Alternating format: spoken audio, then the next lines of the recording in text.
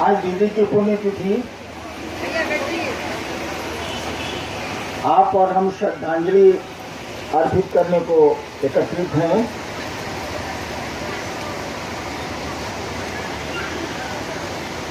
अभी मेरे पहले लवली बोल रही थी,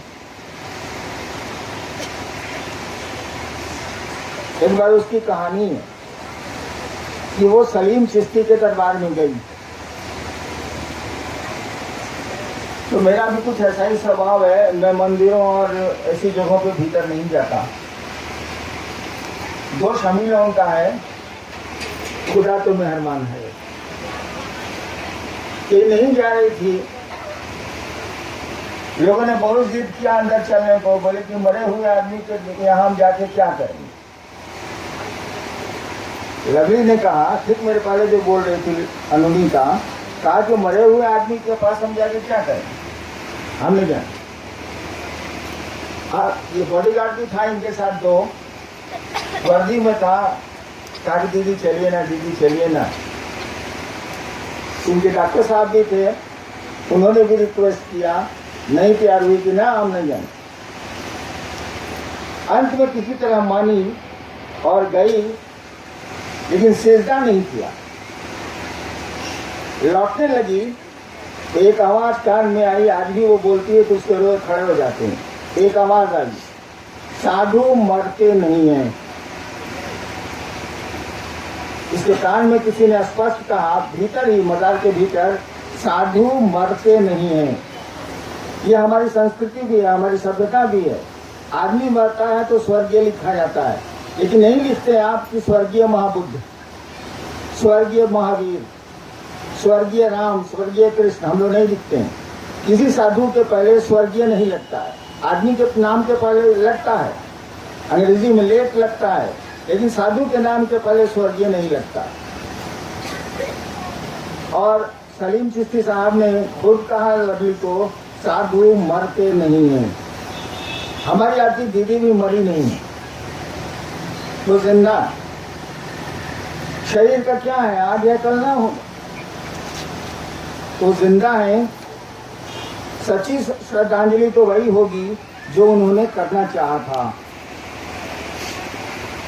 सही में अगर श्रद्धांजलि आप देना, हम देना चाहते हैं, तो उन्होंने जो करना चाहा था, जिसके लिए वो करते करते चली गई दुनिया से, और जाते जाते भी कर गई। सुना आपने, सोमेंद्र जी बोल रहे थे, वही हमको आपको करना चाहिए। सोमेंद्र जी एक बात बोल रहे थे कि वो गले में ट्यूमर निकला था, मैं बैठाऊंगा था, शुद्ध नहीं बोल रहे थे। उसके गर्दन में, उस बच्चे के गर्दन में, 12 साल का बच्चा था, 2 गर्दन था, मैं 2 मूड़ी था उसको गर्दन से निकला हुआ, 2 सिर निकला हुआ। मैं तो इन चीजों में रहता नहीं, मुझको कार्यालय जाना था, मैंने कहा चलिए बांधिए। मुझको देख के उस बच्चे को डर लग गया, ये तो मर जाएगा, 2 सिर है इसके पास, एकदम इस सिर के बराबर इतना बड़ा सिर था, तो मर जाएगा।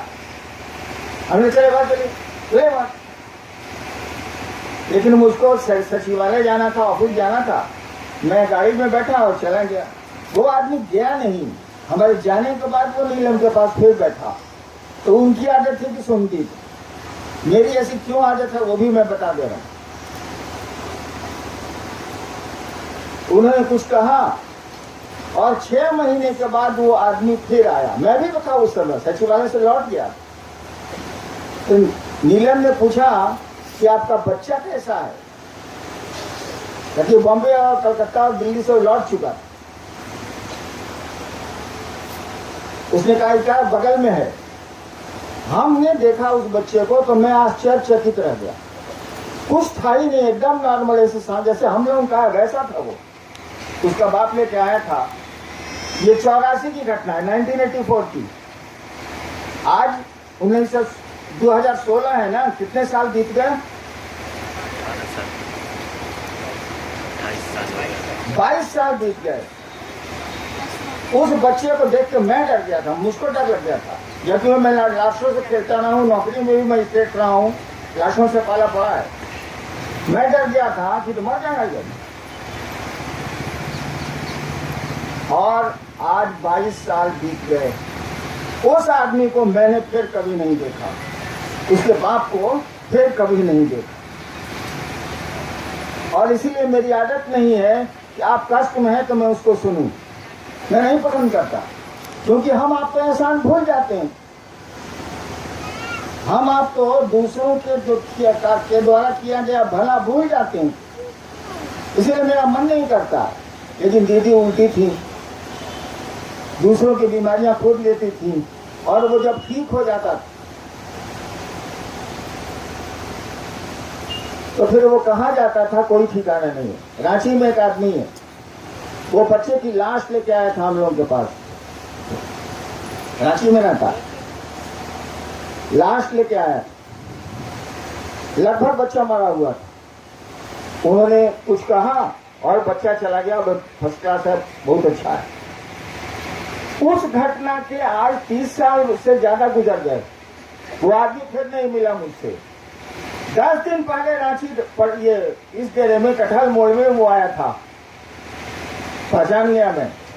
हमने कहा कि भाई साहब आ गए आप? तो जी हम तो स्वतः के महोत्सव में भी गए। आदमी ऐसा होता है, आप ऐसा मत बनिएगा। जो एहसान फरामोश होता है वो महादेव का चेला नहीं हो सकता है, आध्यात्मिक भी नहीं हो सकता।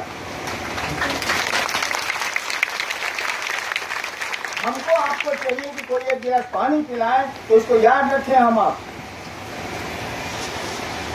हमको आपको ऐसा नहीं बनना है, दूसरे का एहसान भूलना नहीं है।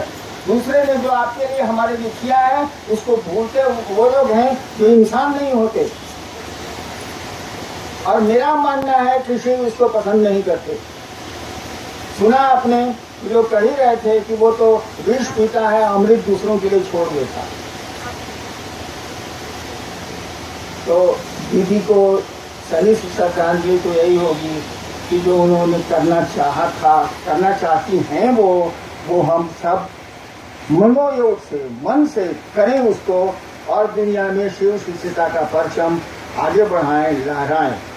मैं बहुत देर खड़ा नहीं रह सकता, मेरे साथ दिक्कत है, मेरे घुटने में बहुत दर्द रहता है, इसलिए माफी चाहूंगा और आप सबों को प्रणाम करता हूं। आप सबों को मेरा प्रणाम।